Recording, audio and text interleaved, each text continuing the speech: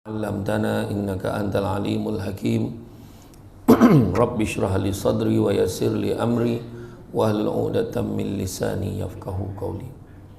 Alhamdulillah, syukur kepada Allah Subhanahu wa taala, segala puji bagi Allah Tuhan sekalian alam. Salat dan salam ke atas junjungan besar Nabi Muhammad sallallahu alaihi wasallam. Terima kasih banyak ucapkan kepada tuan pengurusi acara, bahagia tuan pengurusi masjid, tuan imam, barisan imam, barisan jawatankuasa masjid, pemimpin-pemimpin tempatan di semua peringkat yang berkesempatan hadir, tuan-tuan dan puan-puan dan rahmati Allah sekalian. Alhamdulillah, syukur kan Allah Ta'ala bagi lagi ruang dan peluang kita masih lagi bernyawa pada pagi ini. Malam tadi ada yang tidur lena, terlelap depan sofa, ada yang terlelap tak sampai pun minta panjang umur, sampai minta doa panjang umur, tapi pagi tadi hidup lagi. Jadi nak bagi tahu macam itulah, jangan berhenti meminta daripada Allah, kerana Allah tak pernah berhenti memberi kepada kita walaupun kita tak minta, macam tu. Dan salah satu syukur yang perlu kita buka dengan mata hati kita adalah semua yang Allah bagi kat kita ni, Allah bagi automatik. Yang paling hebat sekali lah kan, nikmat yang paling besar sekali, semua Allah bagi automatik. Mata berkelip automatik, tak payah kontrol dah. Hari ni aku nak kelip 3 kali je, tak boleh, semua automatik kan. Terperanjat pun automatik, kan? Jantung pun pam automatik. Tak ada masa lahir dulu anak ni nak pam manual ke automatik, tak ada, semua automatik. Dia penat kan laju tong tong tong tong tong tong. Kalau dia berdebar pun laju tong tong tong. Dia nak tidur kan slow sikit, tam tam tam, slow sikit kan. Kalau manual lah, donga ceramah tu dia agak macam ngantuk, duk duk mula dia pam tu duk duk ngantuk terlelap, dah seorang meninggal kan, seorang meninggal, ada lolap kan. Jadi masa tu pertimbangan jawatankuasa masjid, biasa kali panggil penceramah tengok berapa ramai yang meninggal lagi tu. Kalau ramai yang meninggal jangan panggil dah, sebab ramai yang tidur kan, contohlah.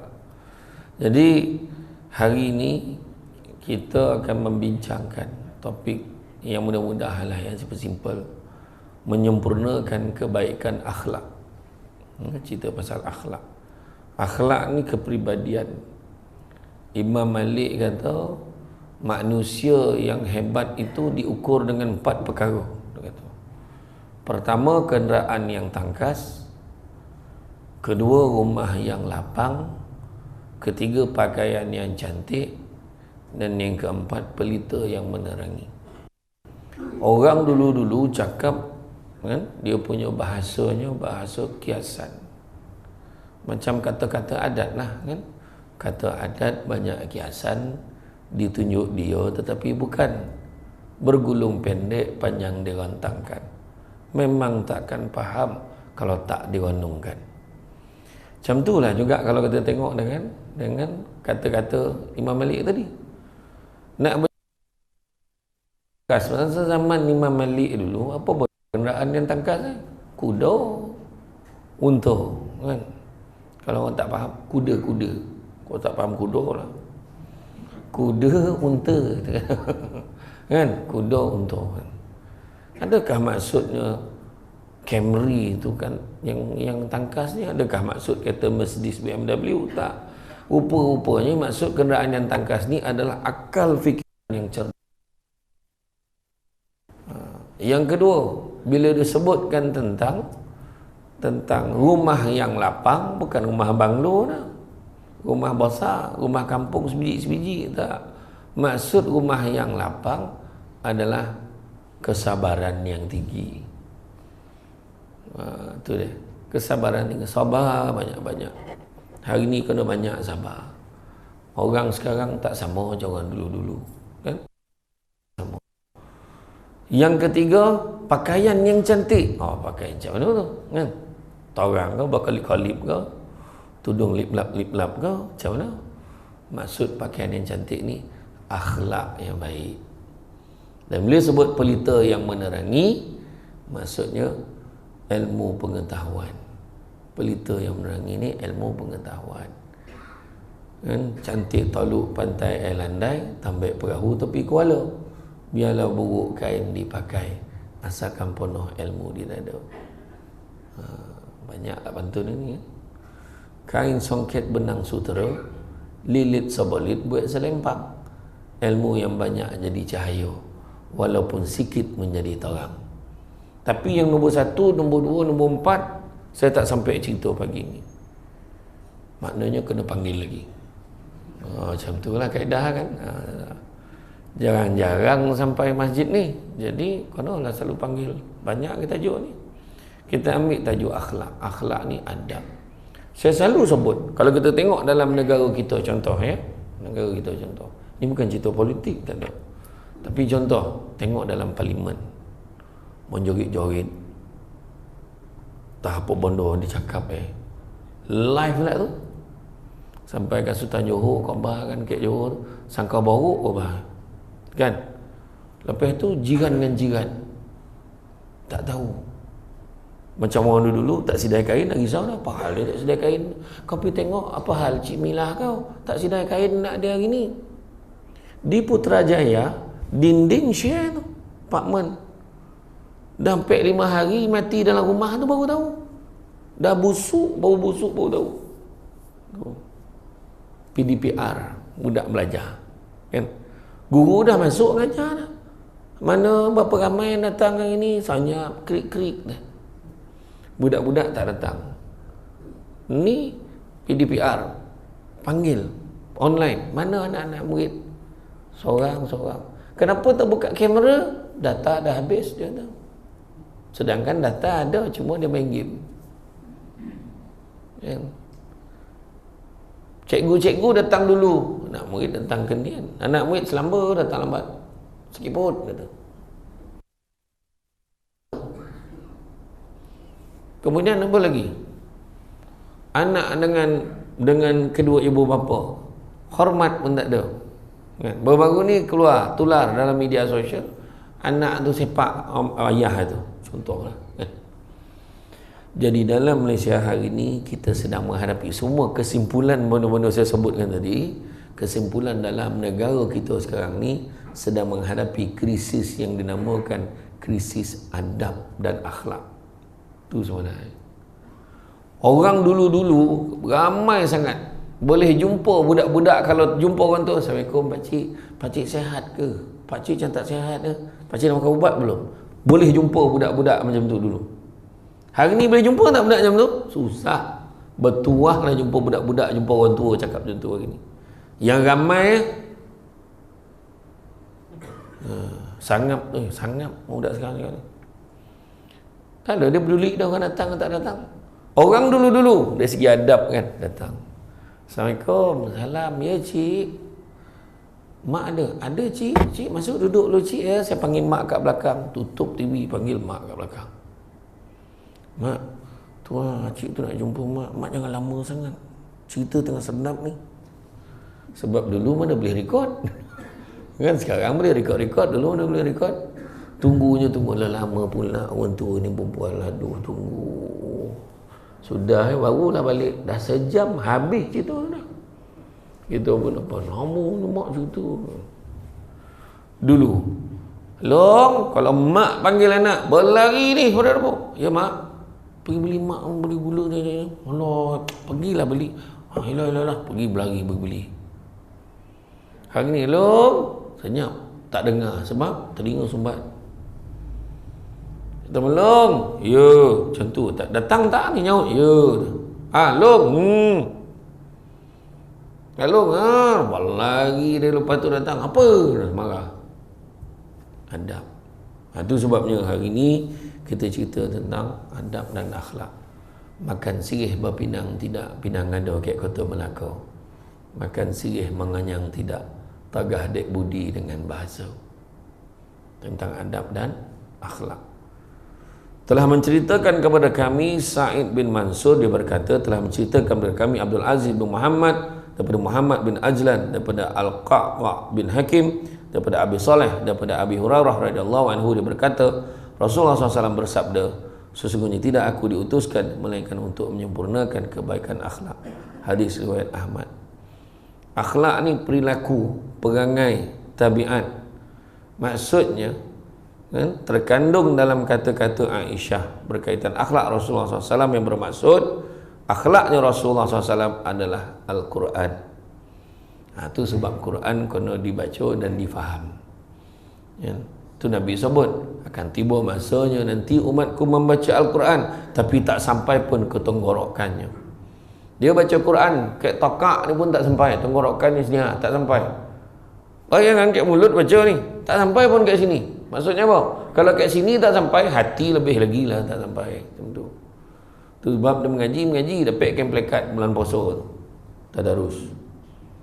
Apa perangai macam tu ya, contohlah kan. Tapi paling tidak baik dah tu dia mengaji daripada geng-geng more yang kat luar tu kan. Geng-geng more kat luar tu dia pun tengok lah, tak ramai pula orang malam ni. Mana poi orang. Makna yang bercakap tu bukan orang. Kan? Dia tinjau tu dia kata, tak ramai orang. Apalah masalah masuk sekejap join grup tu kan. Dan akhlak Rasulullah SAW dimasukkan dalam kata-kata ini adalah dari segi akhlak Al-Quran ini adalah kepercayaan, keyakinan, pegangan, sikap dan tingkah laku, semuanya berdasarkan pelaksanaan ajaran di dalam Al-Quran. Itu sebabnya ompek perkara yang kita tengok dapat pahala. Pertama, tengok muka mak ayah dapat pahala. Tengok muka mak, tengok muka ayah dapat pahala. Tapi mak ayah dah tak ada, ziarah kubur dia pun dapat pahala. Ziarah saja dapat pahala, apatah lagi buat benda-benda lain.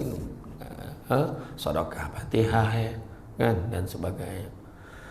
Yang kedua, tengok muka suami, tengok muka isteri dapat pahala, dengan satu syarat, suami dan isteri sendiri. Itu kena faham. Bini orang tengok dapat pahala tu kan. Yang ketiga, tengok Kaabah dapat pahala.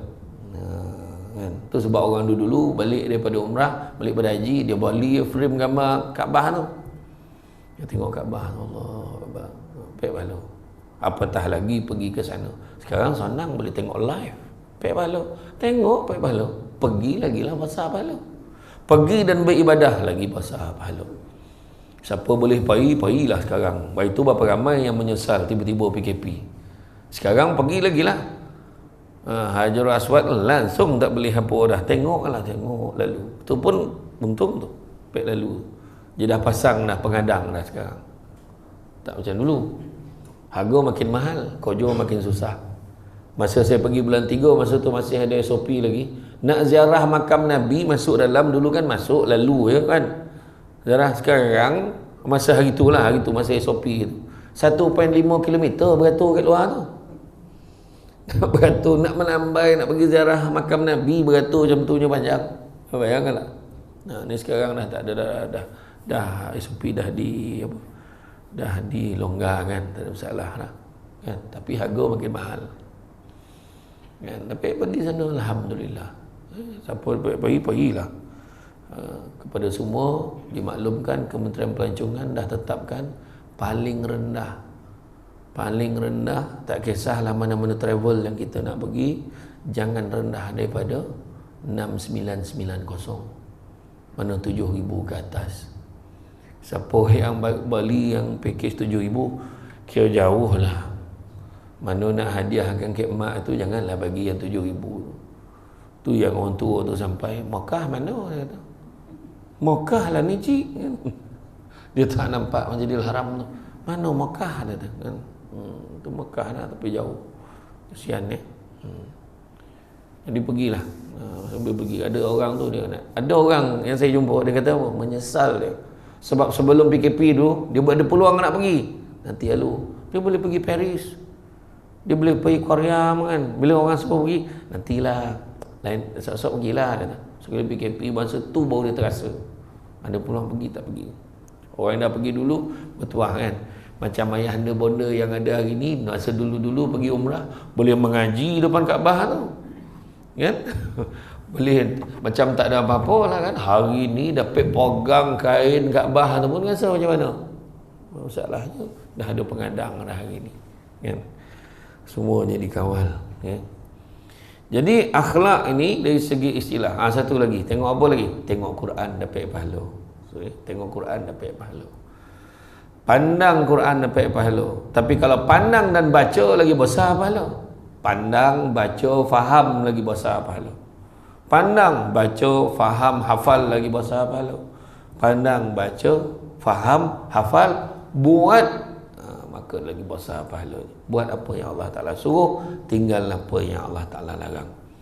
Maka menurut Imam Al-Ghazali, akhlak adalah satu sifat yang tertanam dalam jiwa yang daripadanya timbul perbuatan-perbuatan dengan mudah tanpa memerlukan pertimbangan terlebih dahulu.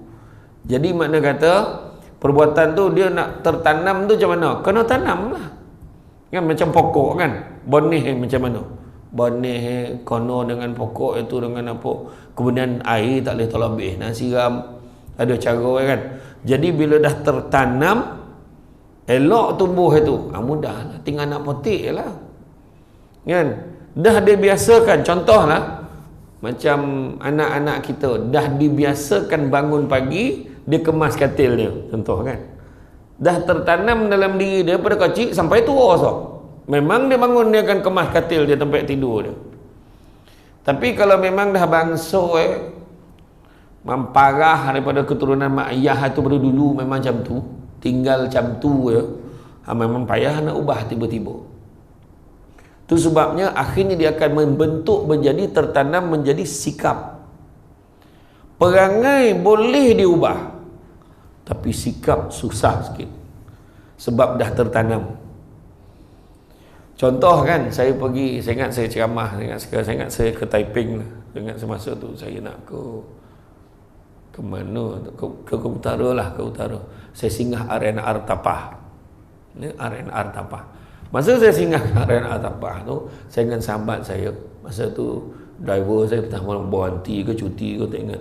Kawan saya ganti, dia ikut saya.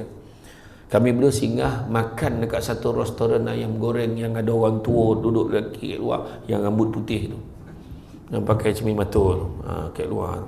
Saya tak nak sebut jenama sebab dia tak tajuk ceramah kita pagi ni. Tu yang saya sebut macam tu.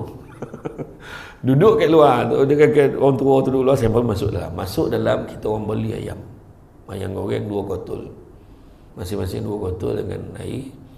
Lepas tu mana nak duduk dia, ternampak ada satu meja kosong, botol-botol sebelah Mat Saleh 4 orang. Muhammad bin Saleh, orang putih. Saya cakap dengan dia, jom kita duduk sebelah orang putih lah. Untung-untung boleh dengar dia cakap apa. Tak apa dia burak pasal Malaysia ni, macam tu lah, kan. Duduk-duduk memang tak faham, sebab dia bukan cakap orang putih, tak apa bahasa kan. Agaknya orang Holland, orang Jerman, jangan macam tu lah. Ingat kalau berat macam Dutch, macam Germany pun ada sikit. So tak payahlah faham dia. Cuma perbuatan selepas makan tu, dia boleh ambil pinggan dia tu, kan, dia ambil kutip tulang-tulang tadi, disusun letak dekat dalam pinggan dia, masing-masing angkat tray, buang tulang tu tadi dan susun tray kat tempat dia. Meja dia bersih. Pada hari tu 2 meja yang bersih, meja dia dengan meja saya. Meja saya pun sebab tengok meja dia tadi. Meja lain tak ada dah. Betul atau tidak? Orang Malaysia memang tinggal aja. Sebab otak itu fikir yang dah tertanam, ada orang akan clearkan. Kenara macam tu. Dah siap dah tempat pinggan kot, letak. Tapi dah tertanam, ada orang clearkan tu. Biar aja situ. Macam saya lah, daripada kecil, arwah abah kepantangan dia nak makan, tinggal kat meja. Kepantangannya. Letak kat sinki saja pun pantang ada tu. Berapa ramai orang gaji tu? Arwah abah tu. Jadi sampailah ke hari ni, saya tak boleh nampak pinggan dalam sinki tu. Mesti nak basuh. Kadang-kadang dengan pinggan-pinggan yang ada dalam tu semua clear. Kalau pergi rumah mak saya tergoram tengok tu, kalau ada pinggan dekat dalam sinki, basuh. Akhirnya saya tak boleh nampak sinki kecuali dekat sinki masjid Kampung Boyan. Tu saya biarkan.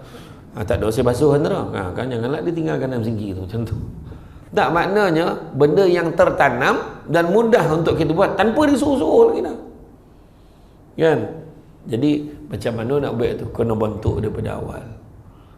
Tu sebab anak-anak kita ni mendidik, cerita ni banyak pada anak-anak muda lah. Anak-anak kita ni, kenapa anak-anak kita ni silap? Kenapa banyak ada masalah?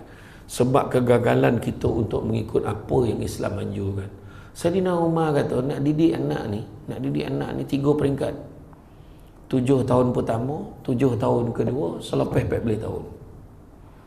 7 tahun pertama layan anak seperti raja. Apa dia nak bagi? 7 tahun pertama. Dia nak mainan, bagi. Apa susah? Kau ada RM2 banyak. Ikumat anak bawa. Tapi selepas 7 tahun, selepas 7 tahun, layan anak seperti hamba. Bagi dia tugas, bagi dia kerja, bagi dia tanggungjawab. Tolong ni, buat itu, buat ini. Orang dulu ikut mak ayah pergi kebun. Ikut mak ayah pergi mengacam lah. Pergilah nangkap ikan ke apa ke mana yang boleh lah. Kan? Patik apa, pergi ambil daun pisang, siat daun pisang tu, susun raut kan macam mana apa, bawa balik. Kan? Macam saya dulu tolong mak saya berniaga, sama-sama lah bungkus isi lemak tu. Dulu pukul 5 pagi dah kena bangun. Oh, budak-budak lain tidur lagi. Jadi bila saya bangun pagi, kadang saya cakap, kenapa lah aku lahir dan keluarga ni, kawan? Aduh, hai, buku, tension. Kono lah dalam ngantuk-ngantuk tu, kono golek-golek kan yang gula donat tu. Kan tengah panis tu. Kan panis lah, kamu depan kipis lah. Bagi dia sajuk tu, baru dia melokek gula donat tu, gula kasta tu. Kan? Gintil ke keripat, yang main-main Samsul Debat, kelim ke keripat tu. Kalau gintil tu, paling lawa dalam Malaysia, yang main-main. Kalau dia kalangan penceramah lah, tak tahu lah orang lain. Tapi betul, dah diajar je. Akhirnya baru faham, rupanya mak kita ni mengajar kita sebagai hamba. Sebab bila jadi hamba, bukan semua benda kita nak boleh dapat. Masalah mak ayah hari ni, budak umur masuk masa 8, 9, 10 tahun, ada yang motosikal pun ada. Pergi sekolah naik motor, kaki pun tak sampai. Tengok kan kampung-kampung, kan? Kecuali di kampung Boyan lah, kampung lain. Nak motor bagi, nak itu bagi. Akhirnya kita dalam diam, perlahan-lahan kita merosakkan anak kita sebenarnya. Dan selepas 14 tahun, layanlah anak seperti sahabat tu, kata Sayyidina Umar. Pernah ada seorang lelaki bawa anak dia jumpa dengan Sayyidina Umar. Dia kata, ni kau tolonglah nasihatkan anak aku ni dahaka, melawan ni kau jual. Aduh, bodoh jawab. Sayyidina Umar sahaja ni, bagi tahu tak baik, kenapa baik macam ni, kenapa baik macam tu, baik macam ni. Habis Sayyidina Umar cakap, budak tu nyaut pula. Wahai Sayyidina Umar, aku nak tanya kau, ada tak keadaan yang mana seorang ayah ni pun boleh dahaka pada anak? Tanyalah soalan tu. Ayah lagi bongih lah, dia tanya lagi tu. Ada, kata Sayyidina Umar, 3 keadaan. Pertama, kegagalan memberi nama yang baik-baik pada anak bapa tu dahaka. Bagi nama main belasah, janji sodap. Kan? Kalau macam tu, ayah aku ni dahaka lah. Dia bagi nama aku, nama tu dari bahasa Arab tu, maksud dalam bahasa Melayu tu kumbang hitam. Malu aku tu. Tak ada nama baik nak letak. Macam hari ni lah, kita combine nama kita, ya bang. Nama abang Daud, nama saya Maznah, nama anak kita Mazda tu. Itu nama kereta tu. Yahya Mahani, Yamaha nama budak tu. Itu nama Jepun. Kadang-kadang dalam buku kitab, ada buku orang beli dekat kedai-kedai buku tu kan, nama-nama baik dalam Islam pun kena hati-hati. Memang maksud nama tu baik, tapi kan macam saya dulu, saya bertanya timbalan mufti masa tu, Ustaz Nur Azamir, sekarang ni Imam Masjid Besar Putrajaya, Masjid Besi. Ustaz, cuba tengok Ustaz, antara namanya okey, yang mana okey Ustaz? Kita disunatkan bagi nama yang baik-baik pada hari yang ke-7. Anak saya semua hari ke-7 bagi nama. Sementara 6 hari tu, berapa nama budak ni belum tahu dia dah.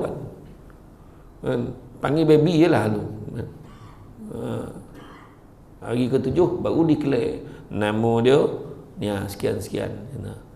Ada satu nama tu dalam buku tu ada maksud dia yang bijaksana. Tapi rupa-rupanya zaman sahabat dulu ada nama yang macam tu, sebiji nama tu maksudnya memang yang bijaksana tapi perangai pemalas. Jadi tak ada salah letak nama, jangan ni ada seorang, ada dalam sirah ni memang ada seorang ni nama dia ni macam ni, dia memang pemalas, jangan letak nama ni. Oh ya ke, itu yang tak tahu. Itu sebabnya kadang-kadang ada nama anak dah melalak melulung ni budak tu, nama anak jin letak. Banyak. Saya tak nak sebut, nakkan terasa pula. Kau lah letak nama anak kau macam tu. Saya tak nak sebut lah.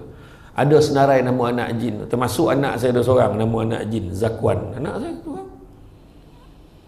Anak saya, dia yang tu terlebih sikit. Dia tu yang nampak macam-macam dalam rumah saya tu. Nampak ada malam tadi nampak tinggi masuk dalam bilik abah. Itu abah kau macam tu. Saya cakap tu. Tapi memang dia ada kelebihan tu kan. Jadi, kalau tu jangan panggil nama dia yang tu, panggil Alang. Panggil yang tu lah. Kan dah mula dah kan, semua dah risau dah apa lagi nama anak jin ni kan? Banyaklah. Dulu kita tengok Nabi Sulaiman berunding dengan siapa dulu, dia berunding dengan siapa dulu kan? Dengan siapa tu, siapa yang jin yang tu yang cuba nak hadiahkan Nabi Sulaiman macam-macam tu, siapa tu? Balqis kan? Letak nama anak Balqis. Kepala jin tu, baca sejarah tu, tapi nak sondam kan? Tapi bukan kata tak baik, nama tu baiklah, tapi tu yang kadang-kadang macam-macam. Saya masa dengan Ustaz Syarahan, kita orang dalam berprogram bersama di Astro kan, terkejut saya. Baru saya tahu rupanya nama-nama anak jin macam ni. Banyaklah, ramailah nama tu. Bila kita panggil nama anak jin tu dengan jin-jin macam ni, mana dia? Ya, kata, yo Ustaz. Yo. Masa tu tajuk saya tu, masa yang kita bincang dengan Ustaz Syarhan tu, Ustaz Syarhan kan memang orang kata master lah benda ni kan. Kisah misteri kehilangan janin, phantom pregnancy kan? Pada doktor punya istilah phantom pregnancy, bayi dalam perut hilang. Banyak berlaku dalam masyarakat kita kan. Dia bukannya hilang waktu awal-awal tu, ada yang dah 7 bulan hilang. 7 bulan dah buat kad merah, cek baby semua okey, nampak keadaan semua okey. Tiba-tiba 7 bulan yang ke-7 tiba-tiba kompis perut dia, cek dah tak ada baby tu. Adalah, saya tak nak urai panjang, itu kena satu lagi tajuk, makna kena panggil lagi lah ya? Macam tu. Tajuk kita ni asal akhlak, jangan lagi pula kan. Jadi menurut Imam Al-Ghazali, akhlak adalah sifat yang tertanam dalam jiwa, yang mudah kita nak buat, kita laksanakan kan, tanpa memerlukan pertimbangan terlebih dahulu. Abdul Rahman Al-Maidani mendefinisikan akhlak adalah sifat yang menetap dalam jiwa, sama ada yang memang bersifat semula jadi atau melalui berusaha membentuknya melalui pendidikan. Jadi kita dah didik dah, tak boleh nampak benda bersepah, dia dah didik dah, dia nak kemas-kemas, maka sampai bila-bila dia akan jadi macam tu. Asalnya dia mungkin tak macam tu, tapi bila dibentuk, dididik, diterapkan, lalu depan orang tua tunduk kata kan. Nampak guru macam mana. Orang dulu nak hantar guru nak mengaji, hantar anak nak mengaji macam mana? Beradab kan. Assalamualaikum tuan guru, ustaz. Itulah hajat benar lah ustaz. Dapatlah ngajar anak saya ni ustaz. Tolonglah ustaz. Dia bawa anak tu sebab nak diumpan biar nampak kesian. Budak tu nak belajar, yang ustaz tu pula, saya bukan apa, dah ramai anak murid sini takut tak terajar. Tolonglah ustaz, seorang lagi ustaz. Mama berharap benar sampai mimpi-mimpi dah malam tadi. Contoh ayat kan. Dia minta merayu. Macam ni lah, kalau dah percaya tu, saya terimalah. Siap bagi dia rotan ustaz. Kau apa-apa hal sabatlah ustaz. Jangan mampu sudah. Adab dulu. Hari ni berapa ramai mak ayah Nah, kau ambil ni RM50, kau pergi mengaji dengan ustaz tu. Kau tunjuk ke ustaz tu, mengajilah kau tu. Adab ke mana? Datang depan rumah ustaz tu, tin, punya nak tunjuk dia dah ambil. Budak tu tengah mengaji, tempat banyak ustaz tu. Cepat habis. Ayah dah on dah tu. Mana adab? Habis adab. Cakap apa? Kan? Kita tengok macam mana Ubay bin Ka'ab kan? Ubay bin Ka'ab. Dia nak apa? Dia ni seorang guru kan? Seorang guru juga. Imam Ibn Abbas, sepupu pada Nabi. Kan? Yang mana dia Nabi wafat waktu tu umur dia baru 13 tahun. Dia tak sampai mendalami ilmu dengan Nabi, maka dia berguru dengan semua sahabat-sahabat Nabi. Bila dia nampak Ubay bin Ka'ab tengah menunggu kenderaan, macam mana ni? Dia pun carikan kenderaan masa tu. Kenderaan tak kira lah kereta unta ke kereta kuda ke, kan dia cari yang kuda ke unta ke, tak pula dihuraikan. Bawa kenderaan tu. Bila Ubay bin Ka'ab naik aja, jalan naik kuda tu, Imam Ibn Abbas mengiringinya sambil berjalan kaki. Nampak tak? Hormat kek guru lah. Tengok. Ubay bin Ka'ab, kenapa nak engkau macam tu? Beginilah kami diajar adab oleh Rasulullah untuk menghormati guru kami. Kan tak habis sepupu Nabi tu. Level tu kan. Hormat kek guru. Kemudian bila turunnya Ubay bin Ka'ab daripada kenderaan dah sampai tempat tu, dia salam tangan Imam Ibn Abbas. Salam dicium tangan. Apalah kau salam cium tangan aku pula, kata Imam Ibn Abbas. Beginilah pula kami diajar adab menghormati salah silah keturunan Nabi. Tengok cantik adab. Jadi tang salam cium tangan tu bukan orang Melayu aja, memang dalam Islam aja. Nampak tak? Saya ceramah sampai Ustaz Jafri. Ustaz Jafri, kenal kan Ustaz Jafri Mahmudi kan?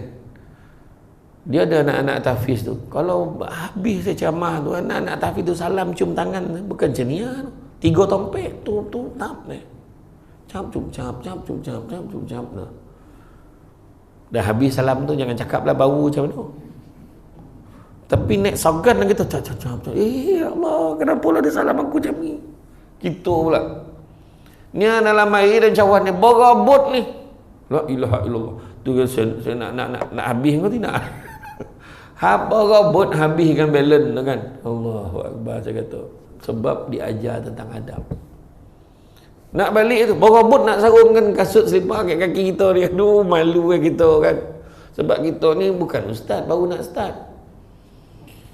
Kan? Kongsi-kongsi je, bukan nak mengajar sangat pun nak kongsi je. Bukan nak mengajar sangat. Yang hebat-hebat depan saya ramai ilmu lagi tinggi daripada saya ni. Tapi kita kongsi saja.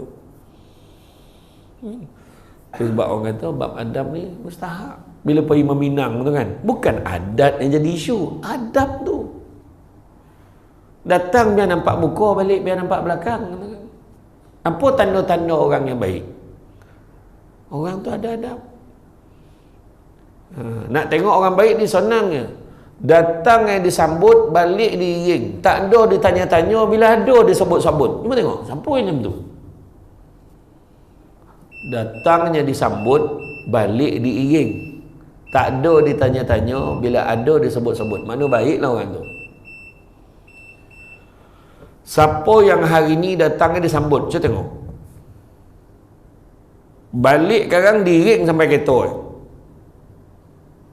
Tak ada pagi tadi dia tanya, dah sampai belum? Bila ada dia sebut-sebut, pengurusi majlis sebut nama dia. Siapa tu? Baik orang tu. Perasan. Nak contohlah macam bila kita buat kedui kenara, perasan tak? Bila kita buat kedui kenara, betul atau tidak?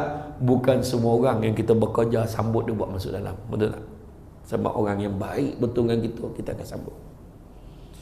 Kadang-kadang dia dah balik pun kita hantar, tak apalah kau ramai tetamu sibuk, tak apa, aku hantar kau sampai kereta. Dah sampaikan telefon. Tengok. Punya baik. Dalam majlis sebut, nak beritahu semua yang ni sahabat baik saya ni, dunia akhirat ni, kawan dunia akhirat ni, sebab kita baik kan dia. Bila tak ada dia tanya, cuba tengok dah sampai belum, tengok dia dekat mana dah. Sebab baiknya pasal adab, jaga adab. Pergi meminang kan, orang cakap kahwin kau Negeri Sembilan ni tinggal suara dalam ni, tak mana tu. Mandai. Yang jadi yang dia tak boleh ambil itu harta-harta adat. Itu saja. Kan? Macam mana pun ramai bawa cerita lah. Ayo. Dia paling comel bila sampai kat Negeri Sembilan dah Tok Lembaga dah standby. Dia pantun macam ni. Jangan panik, relax je. Cakap macam biasa. Dia pantun bila tak kan? Tapi kita cakap lah, jangan basuh. Terima kasih lah hajat kami ni daripada jauh ni nak menyunting bunga di taman. Macam tu lah. Dia pantun lagi. Tak apa. Itu cara dia kan. Tapi yang penting adab. Itu kata datang nampak muka balik nampak belakang. Ini sampai macam ni lah ringkas cerita. Assalamualaikum warahmatullahi wabarakatuh. Jadi tentang kita bertunang hari ni. Langsung kena tanya. Sebelum tu nak tanya, ni siapa yang cakap ni? Kena lah. Nampak tak? Arwah abah saya dulu datang pergi meminang anak dara orang ni. Bila sampai ada satu, saya tak nak sebutlah negeri mana, bila dia sampai dia duduk kan, semua senyap, tak ada siapa cakap apa-apa. Ni macam mana nak mula ni? Orang sana senyap, perhati satu sama lain. Yang geng-geng sana yang datang ni pun dah jemput naik atas dah, semua pandang. Patutnya tuan rumah ni kenalah ada wakil, cakap dulu. Jadi daripada mana datang ni, apa hajat macam tu kan. Dia memanglah dah jemput naik rumah, takkan nak tahu cakapnya. Langsung arwah abah saya cakap dengan penuh sopan dan santun, macam ni lah, kalau dah selesai bolehlah kita pergi makan gitu. Tak, kita bincang dulu. Arwah abah saya cakap macam tu, golak semua. Ada sekali tu arwah abah saya, dia juru cakap juga. Tuan wakil ni, keluarga ni tak puasan hantaran berapa, kita tak tahu ni, so dia juru cakap je. Dia kata kat sini tompek, dia tak brief pun, makna mungkin dah ada lah persetujuannya. Bila duduk tu pula orang tu boleh tanya pula, itulah nak tanya wakil ni macam mana dari segi hantaran ni dengan mas kahwin itu macam mana ya.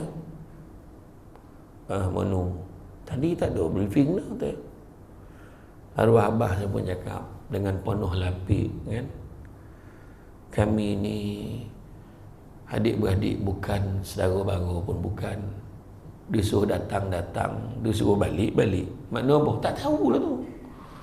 Tapi nak cakap kita tak tahu tu, tak depek cakap macam tu tu. Adab kita jangan cakap macam tu, jangan nampak apa nak. Disuruh datang, disuruh balik, suruh makan, disuruh minum. Oh ya ko, dia orang tu pun faham. Tak apalah, biarlah dia muafakat bincang sesama dia. Contohlah, elok-elok kan. Bayangkan Abdul Rahman bin Qasim, anak murid pada Imam Malik kan. Dia nak macam mana Imam Malik cakap? Imam Malik kata, biar ilmu sikit tapi jangan tak ada adab. Biar ilmu sikit tapi jangan tak ada adab. Macam saya lah dengan abang niknya semua sekali, dengan imam, dengan beberapa orang masjid duduk kat warung. Kita duduk je kan, duduk minum. Tiba-tiba lalu anak dara kat meja kita tu. Topi meja. Tumpang lalu abang Haji tu. Terangkit kopiah ni Mimin. Sebab adab dia tu bukan dia lawa tak lawa, tumpang lalu abang Haji langsung tanya, anak siapa? Sebab apa tanya anak siapa? Adab. Akhlak. Nampak tak? Sopan santun tu kan. Tapi kalau tengah duduk kita ni, datang orang naik kereta besar, turun je ni, dengan pegang cimata. Weh panggil. Weh, rumah imam mana rumah imam? Mak Samsin ke kau? Yang dia tanya tu imam tu. Entahlah kopilah tanya tempat lain, kita orang tak tahu tu. Macam tu lah ayat ni. Nampak tak? Sebab apa? Adab dan akhlak tak ada. Nampak simple kan? Tapi tu maksud Imam Malik tu.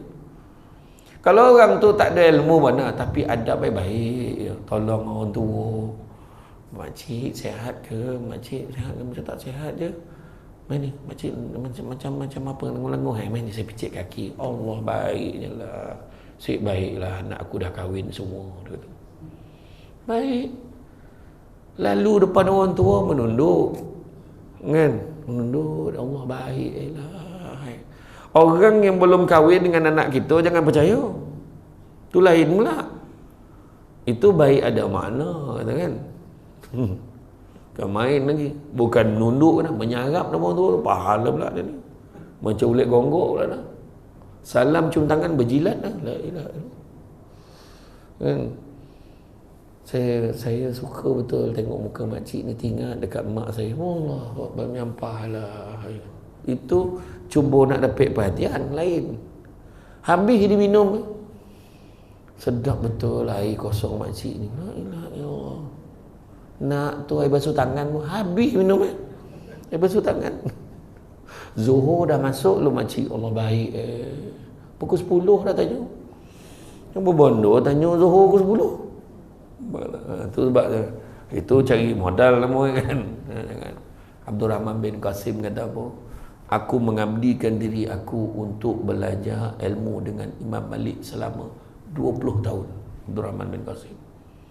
Aku mengabdikan diri aku untuk belajar ilmu dengan Imam Malik selama 20 tahun, tetapi 18 tahun dihabiskan untuk belajar adab sahaja.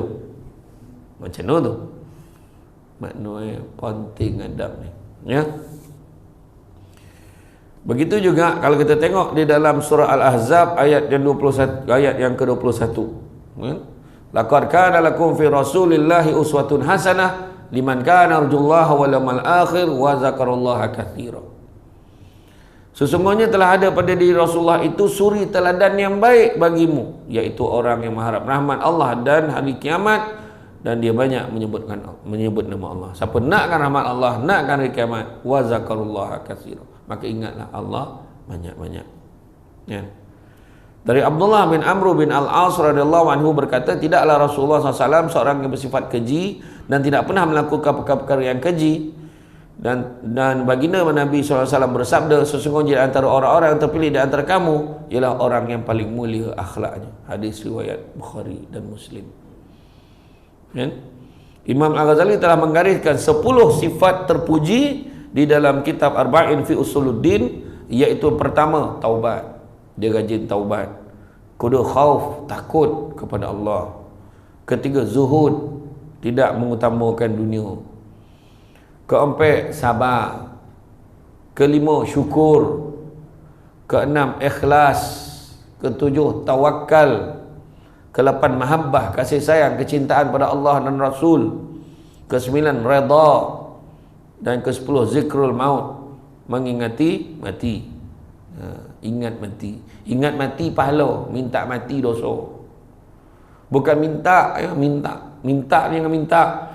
Ya Allah, kalau betul lah kau tak tahan sakit benar pun, jangan ya Allah matilah, ya Allah tolonglah, mampu lagi elok lah. Jangan. Seolah-olah kita nak mengajar Allah Ta'ala mana lagi elok untuk kita. Tapi kalau betul tak tahan sakit, ya Allah, jika mati itu baik bagiku, kau ambillah nyawa aku. Dan kalaulah hidup itu baik bagiku, kau sembuhkanlah aku. Macam tu minta. Itu sebab bila doa lapik sikit, ya Allah, kau panjangkanlah umur aku dengan segala kebaikan, murahkanlah rezeki aku dengan segala keberkatan. Baru betul. Ini panjangkanlah umur aku, ya Allah. Baik tak tahu ni. Panjang umur nyusahkan orang apa? Lepas tu dah panjang umur, Allah, bila lah nak mati ni lah. Itu kau yang minta panjang umur. Dah panjang umur marah pula. Kan? Orang manusia kan macam tu, berkeluh kesah. Raya copek marah, raya lambik marah. Hari tu masa bulan puasa marah. Kenapa kita raya tak sama dengan Brunei dengan Indon? Brunei Indon hari Senin, kita hari Selasa, apa hal? Lain kau nak bulan kita. Sekali umum raya Senin, marah juga. Kenapa raya Senin?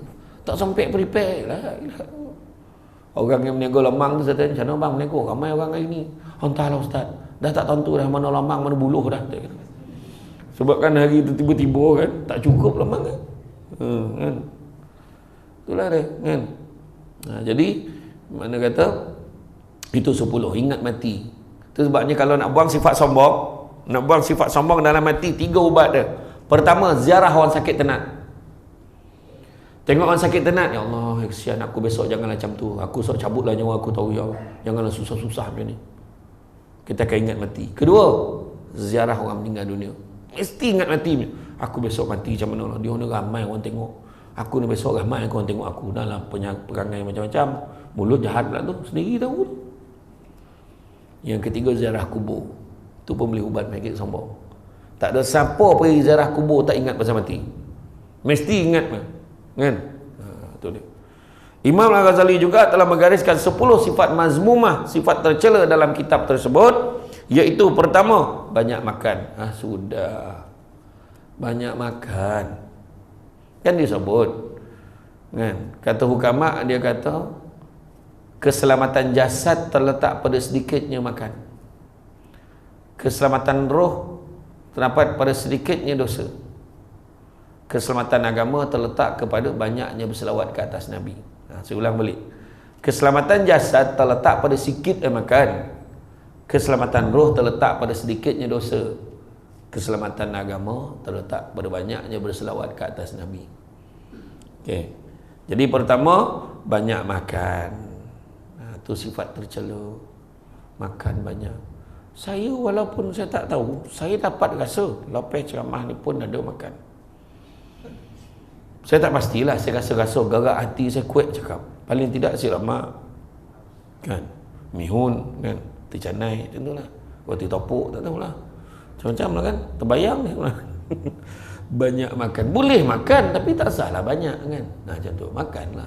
Kedua, banyak bercakap. Sudah penceramah ni pula banyaklah cakap, ada ketujuh suku dah kan.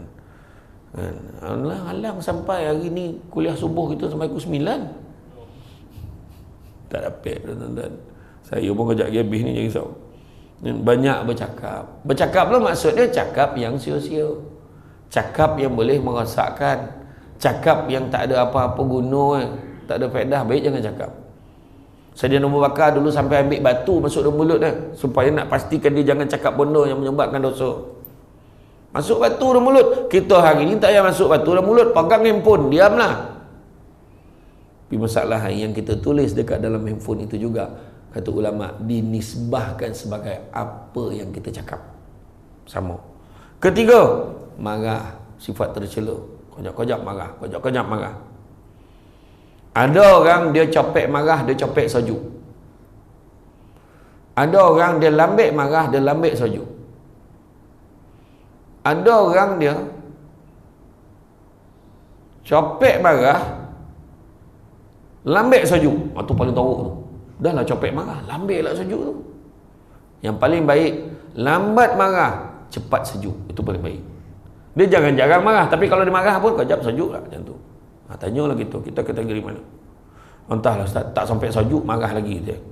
Tu teruk lagi lah kan. Kemudian hasad. Hasad ni bahasa Arab, bahasa Melayunya dengki. Di Malaysia ni dua-dua pakai. Hasad, dengki. Tak puas hati dengan orang tak habis-habis. Menurut Tuan Guru Syed Abdul Qadir Al-Jufri, dia kata apa? Kalau ada sahabat-sahabat kita, jiran-jiran kita, kawan-kawan kita, saudara mara kita dapat kegembiraan, kita tak rasa apa, makna dengki dah ada. Dengar apa imam kita dapat pergi haji tu ni, yalah, tahu tu. Dia tak rasa apa. Dengar-dengar dia pergi haji tahu ni. Ya ke? Alhamdulillah. Itu sepatutnya. Dia gembira sekali. Itu sepatutnya. Tak sabar nak jumpa dia, nak minta dia tolong doa kan. Nak minta kirim sikit. Kirim sedekah. Macam tu lah. Dengar pergi haji tu ni, lah jadi seorang pergi lah. Apa masalah kan ni? Kan? Tak apa isi dalam perut pun tak tahulah. Tak perhati. Dengar dia pek dia pangkat tu, tak apa dijilat dia bos tu. La ilaha illallah. Dia boleh kereta baru, tak ada dicuri. La ilaha illallah, parah kan. Kemudian bakhil, kodakut. Kan? Paling tahu kodamut, kodakut campur komut. Dua-dua tu. Tak ada bagi duit tabung.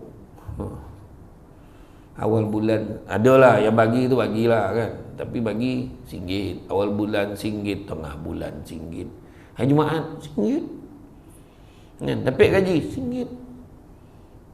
Dapat air citra RM1. Istiqamah tu.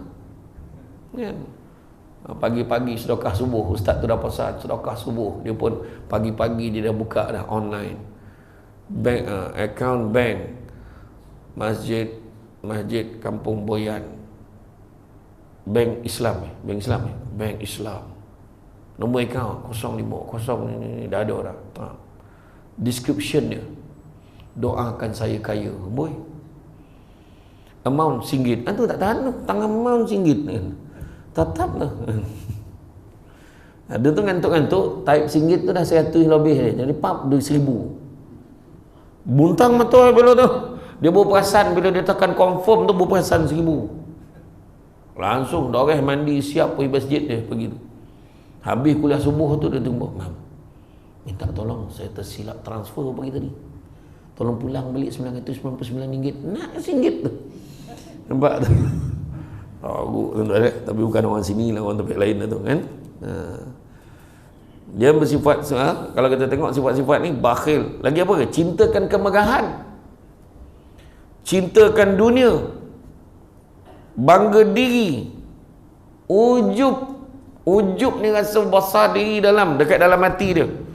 Dia macam heran diri tu kepada diri sendiri. Contoh, dia azan Allahu Akbar, Allahu Akbar, sadar pula suara aku ni. Tu ujub tu dalam hati dia jadi imam. Bismillahirrahmanirrahim, alhamdulillahi rabbil alamin, ar-rahmanirrahim, maliki yaumiddin, iyyaka na'budu wa iyyaka nasta'in. Dia sendiri cakap, sadap betul lah suara aku. Dia sendiri cakap. Wah, kacau. Tu ujub. Sombong tu ada 3. Ujub, riak, takbur. Ada orang 3-3 ada. Dia masuk sembahyang kat masjid ni, dia sampai, aku paling awal. Dah berapa malam dah aku paling awal ni. Nampak ujub. Allahu Akbar.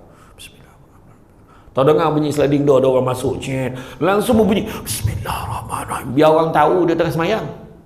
Riak. Takbur, dia siap tanya, kau perasan tak siapa yang paling awal datang ke masjid hari-hari ni? Kau lah. Ya ke? 3 ada dah. Tapi nak huraian panjang dalam ceramah yang lain lah. Makna dah 3 dah ceramah aku dah panggil tu. Ya. Kemudian riak, suka menunjuk-nunjuk, juga merupakan sifat yang tercela. Jadi akhlak ni penting sebagai kayu ukur dalam nak pembangunan diri kita. Akhlak yang baik akan melahirkan masyarakat yang mempunyai nilai ketahanan diri dalam kehidupan yang tinggi.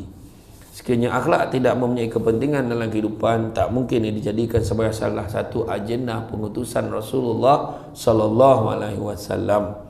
Ukuran kepada kemajuan dan masyarakat negara perlu juga disandarkan kepada indikator adab dan akhlak. Ya, perlu juga dirujuk kepada adab dan akhlak. Kalau tidak, bila ilmu tu tak ada adab, tak sempurna. Kan? Maknanya kata belajar ilmu saja dan kita tak simpulkan dengan adab, maka habislah. Sebab kata orang, berburu ke padang data, dapat usaha berbalang kaki. Pernah dengar kan pantun kan? Berburu ke padang data, dapat usaha berbalang kaki. Mana ada orang berburu ke padang? Padang data pula tu. Mana datang binatang kat situ? Kau nampak tak ada apa. Tapi mengaku dapat usaha berbalang kaki. Mana ada usaha berbalang kaki? Itu belalang. Nabi nak sadapkan diri sendiri, dia cakap dia dapat usaha. Kalau berguru ke palangannya, tak berguru dengan sempurna, termasuk ambil adab, nilai adab dan akhlak, ibarat bunga kembang tak jadi. Gajah tinggi, pergi kurang ajar, berbondol. Kan? Macam tu lah. Jadi kesimpulannya, akhlak dalam Islam memiliki kedudukan yang sangat mulia. Keduanya, Nabi Muhammad SAW adalah seorang manusia agung yang harus diikuti oleh segenap lapisan masyarakat, tak kira kanak-kanak, remaja, dewasa, orang tua, seluruh umat manusia. Malahan Michael Hart menyatakan bahawa andai kata Muhammad ini masih hidup, kan, tentunya dunia pada hari ini tidak akan mengalami masalah seperti apa yang dialami ini pada hari ini. Sebab orang semua akan rujuk pada Nabi. Kan? Mahatma Gandhi pun sebut Nabi kita hebat. Ya kan? Macam itulah. Tapi kita kena hati-hati. Kena hati-hati, jangan kita iktiraf orang yang meletakkan Nabi kita tu dalam ranking 40 manusia yang paling hebat dalam dunia ni, dia letak Nabi kita nombor 1. Bukan maksud apa? Betul. Tapi yang nombor 2 sampai nombor 40 tu tak layak dia orang nak susun dengan Nabi. Tu kita kena faham. Kalau betul dia susun, habis mana pergi kedudukan para sahabat? Bagaimana dengan para anbiya dan rasul yang lain? Nabi kita special, the one and only. Tu kita kena tahu. Tu semua agenda tu. Saja nak merosakkan kita. Kalau kita timur senarai tu kan, bayangkan Bush pun disusun dalam tu. Bercadah kan. Tu kita kena hati-hatilah. Dan seandainya orang Islam memahami konsep akhlak Islam dengan baik dan mengaplikasikannya dalam kehidupan mereka, maka pelbagai masalah sama ada berkaitan dengan kehidupan pribadi maupun masyarakat dapat diatasi dengan baik. Kalau mencari pokok berbuah, pucuk elobek dahan berdaun. Kalau nak jadi insan bertuah, duduknya beradab, togak bersantun. Macam itulah kesimpulannya tentang adab dan akhlak pada hari ini. Sebenarnya melentur buluh biarlah dari rombongnya, ada sebab orang tua-tua bagi tahu benda tu. Mana daripada awal, pada basic. Kalau kita tengok akhlak kita ni penting. Nabi boleh Islamkan orang dengan akhlaknya. Kita tengok macam mana yang makcik tua tu kan, makcik tua yang buta tu, yang hari-hari maki hamun Nabi setiap kali Nabi lalu. Sahabat orang ni, Nabi kata biarkan, jangan. Nabi kata biarkan. Satu hari mana pun makcik tu, padan muka ada Rasulullah, dah sakit, dah tak boleh bangun, padan muka, jangan. Nabi boleh pergi rumah, suapkan makan. Sayyidina Abu Bakar pula, bila Nabi dah wafat, dia tanya Aisyah, apa amalan-amalan yang Rasulullah biasa buat masa dia hidup tu? Antaranya dia pergi jumpa orang tua tu, dia suapkan makan. Oh, Sayyidina Abu Bakar pun pergilah. Abu Bakar ambil putih tu, dicocah dengan air biar lembut, kemudian disuap ke orang tua tu. Habis lembut tu ni, bila suap ya, dia luah kat orang tua tu je. Mana ada orang yang selalu suapkan aku tu, dia suap lagi lembut pada kau. Menangis Sayyidina Abu Bakar. Bayangkan Nabi kena maki hamun hari-hari orang tua tu, boleh suap lagi lembut daripada Sayyidina Abu Bakar suap tu. Cuba kalau kita, orang tu maki hamun kita hari-hari, bagaimanakah kaedah suapan kita? Tolong cerita sikit. Kalau pakai sudu tu boleh gadak sampai ke tokak boleh mati kan. Tapi tak. Nabi akhlak. Akhirnya dia kata, sesungguhnya orang yang selalu menyuapkan kamu, dia telah pun tiada di atas muka bumi, dia telah pun wafat, dia dah Rasulullah SAW. Menangis orang tua tu, langsung masuk Islam. Lihat dengan akhlak ya. Perangai yang baik kan. Itulah kita ni, kalau perangai kita baik, akhlak kita baik, tunjukkan sikap yang baik, tak mustahil orang lain minat dengan Islam kan. Bayangkan abang Adam Corey kan, Adam Corey yang pelakon tu kan, dragon kan, dragon. Dia dalam tempoh di Islam berapa belas tahun dah, berapa tahun dia Islam, dia telah berjaya mengislamkan 17 orang lagi sahabat-sahabat dia. Kita sepanjang puluh tahun seekor pun tak dapat, seekor pula seorang pun tak dapat. Saya ni pergi ke Sabah, Sarawak, ramai yang Kristian-Kristian. Ini ustaz yang YouTube tu kan saya selalu tengok, tapi saya Kristian dia kata. Bila kau nak ucap, nantilah teh. Tak roket dah. Belum lagi dah. Kan? Zaman media sosial ni, yang bukan Islam selalu tengok kita. Tapi banyak juga benda tak elok orang Islam kongsi. Orang perempuan melambat-lambat, berjoget, tunjuk kat orang. Poning ke belum kan? Orang Melayu Islam. Akhlak kita tengok, tak payah tengok jauh lah. Ambil gambar seorang pemimpin dalam Malaysia, tak kisah siapa, parti mana pun tak kisahlah. Ini bukan cerita politik, tapi contoh politik. Ambil muka dia, masuk dalam Facebook tu, taklah tulis apa-apa, tengok apa komen dia. Kepala bapak semua pula, semua dia balon dia. Lepas tu kita lah komen, sesungguhnya kita jangan cakap benda-benda tak baik, dari segi akhlaknya tak betul. Kau pun sama dah kita pula kono. Macam mana tu tak lah. Itulah panggil orang Malaysia ni. Cuba tengok, yang kutuk-kutuk, yang makin hamun tu, semua orang Melayu beragama Islam. Mana silap kan? Dari segi adab macam mana? An-nazafatu minal iman, kebersihan sebagian beriman. Bersepah, kotor, sampah, negara kita juga. Kan? Jadi tuan dan perempuan sekalian rasa cukuplah zakat tu. Saya faham tu, signal-signal subuh nanti tu saya faham. Dah berkali-kali tempat duduk tu kan. Jap menunjuk ke jap tak tu kan. Insya-Allah. Memang seronok kuliah subuh ni dia fresh kan. Paling sedap lepas camah pakai kopi mak lagi sedap kan. Ni saja saya cakap ni kan. Jadi tuan-tuan dan puan rahmati Allah sekalian, bab kata orang sepandai-pandai tupai melompat akhirnya jatuh ke tanah jua. Walaupun perkongsian sudah tamat, mudah-mudahan meresap ke dalam jiwa. Budak-budak membuat galah nak jolok buah berangan. Kalau ada silap dan salah, dikata tidak, dicaci jangan. Cantik dipandang rumah penghulu, kayu tu ukir dari papan. Halang-halang menuntut ilmu, sebutir pasir jadikanlah hintan, kembangkanlah. Dan begitu juga tenang-tenang air di laut, sampan kelok mudik ke Tanjung. Hati terkenang, mulut menyebut, jasa baik tuan-tuan dan perempuan menyomput rasa nak junjung.